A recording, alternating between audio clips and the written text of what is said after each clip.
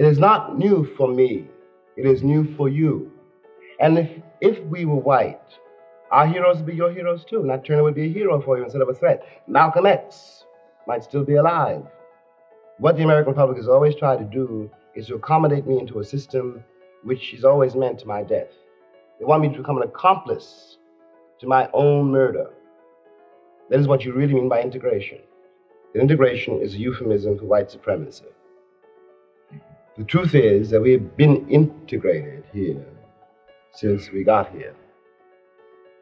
Most of us can agree that America has a racist past. We enslaved other human beings. And even after the Civil War, injustices like lynching and Jim Crow laws persisted. But despite the troubling resurgence of white supremacy groups, with a nearly 50% increase since 2022, many Americans still believe that racism is a thing of the past. This is America, they say. Everyone has an equal opportunity. Or, talking about race is what's actually racist. The first time I ever heard of Black Lives Matter, I said, that's a terrible name. It's so discriminatory. It's bad for black people. It's bad for everybody. Unfortunately, racism, and anti-Blackness in particular, is still a powerful force. To be clear, this is not a personal condemnation of anyone watching or listening right now. It's built into the structure of the country. Like, imagine there's a guy who builds a library, but doesn't believe in accessibility, so he doesn't include any wheelchair ramps. Then, 20 years later, another person buys the building. That person has no problems with disabled people. Some of her friends and family are in wheelchairs. But she doesn't have the budget to remodel the whole building. Even though the new owner is a good person who believes in equality, that's not much of a comfort to wheelchair users who still can't access the library. In some ways, that's what's happening here in America. Even if individual people are anti-racist, the system has inequality built in. And until we rebuild the dang library, it's gonna stay that way. So how did we get here? Let's do a quick jump back in time to find out, keeping in mind that there's way too much history here to cover everything in depth. If you're interested in learning more, we'll share some resources in the show notes. In 1619, a Dutch ship landed in Virginia carrying around 20 Africans who were then sold to British colonists. That began almost 250 years of enslaved labor, with more than 12 million people kidnapped from Africa and sent to the Americas. Although the Founding Fathers talked about equality, with Thomas Jefferson writing that all men are created equal, Black people were not included in that vision.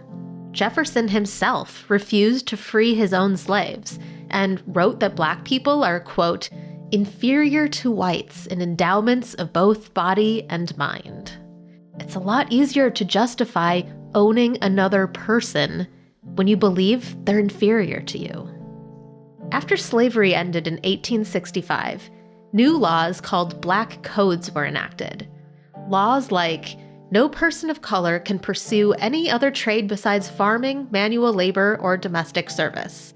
Or no person of color can testify against a white person in court. In the late 1870s, Black codes were then replaced by Jim Crow laws that mandated separate schools, bathrooms, restaurants, and parks. It wasn't until the Civil Rights Act of 1964 that those laws were finally repealed. It might be tempting to think, oh, racism is just an issue in the South. But there were Jim Crow laws in effect in every state, and many places, even in the North, explicitly kept Black people out. The entire state of Oregon had laws against Black people moving there until 1926. And as recently as the 1960s, there were thousands of sundown towns across the country where Black people weren't allowed after sunset. Racism was built into the suburbs, too. For decades, Black families weren't allowed to buy houses in suburban neighborhoods. It was fully legal to just say, nope, you can't live here, to people if they weren't white. Black families were also denied access to home loans in a practice called redlining. And this wasn't just by private lenders, it was by the government, too. In the 1940s in Detroit, for example, the Federal Housing Administration refused to approve a new housing development unless the developer built a concrete wall to separate it from a nearby Black neighborhood. They split a community in half just to keep Black people out.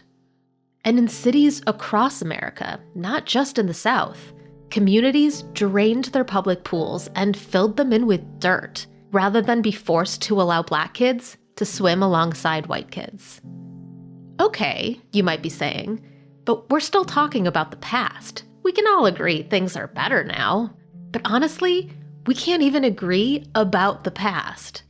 As we saw in the recent political uproars over critical race theory and now diversity, equity, and inclusion, extremists are claiming that teaching students the history we just mentioned here promotes division and makes white kids feel bad. Some of Trump's first executive orders were to shut down DEI programs. Meanwhile, memorials for victims of lynching, like Mary Turner, are routinely vandalized and shot to pieces. And again, this is bigger than individual perpetrators. 200 anti-lynching bills were introduced in Congress in the first half of the 20th century, and exactly 0 of them passed. It wasn't until 2022, under President Joe Biden, that the Emmett Till Anti-Lynching Act was passed. Emmett Till was a 14-year-old Black boy murdered by white men in 1955. And lest you still think this is all ancient history, the highway marker remembering Emmett Till has had to be replaced 4 times because of vandalism. It's been spray painted with the letters KKK, covered in black paint, and shot up so often that organizers finally put up a bulletproof memorial in 2019. Redlining may no longer be legal, but to this day, 73% of white Americans are homeowners, compared to 42% of Black Americans. Black codes may no longer be a thing, but police violence and incarceration rates are way higher for Black people. When it comes to marijuana laws, as one example, Black people are 3 times more likely to be arrested for possession, despite the fact that usage rates between Black and white people are almost identical. Sundown towns may no longer officially be legal, but Black people still need to carefully check their maps before a road trip to figure out what places are safe to stop for gas or a meal. There are inequalities in healthcare, including the fact that Black moms are more than twice as likely to die in childbirth than white moms. As recently as 2016, a study found that half of white medical residents believed in biological differences between Black and white people, including that Black people have thicker skin or a higher pain tolerance. For the record, that is not true. There are inequalities in politics. A 2018 study found that even within the same party, white candidates were about 3 times more likely to win than Black candidates. It's in sports. A 2019 study found that basketball commentators were more likely to discuss the mental abilities of lighter-skinned players and the physical strength of darker-skinned players. It's even happening on eBay. People selling iPods received 21% more offers if a white hand was holding the iPod in the photo rather than a Black hand. And who can forget the disgusting lie that Black Haitian immigrants in Ohio were eating their neighbors' cats and dogs? Unfortunately, there are many kinds of racism that are still pervasive, from Trump's comments about Mexican immigrants to the rise of hate crimes against Asian Americans during the COVID-19 pandemic. But anti-Blackness is so inescapable, it touches every system and structure in our country. One of the most effective ways to turn Americans against a program or policy is to convince them that it benefits, or was proposed by, someone who's Black.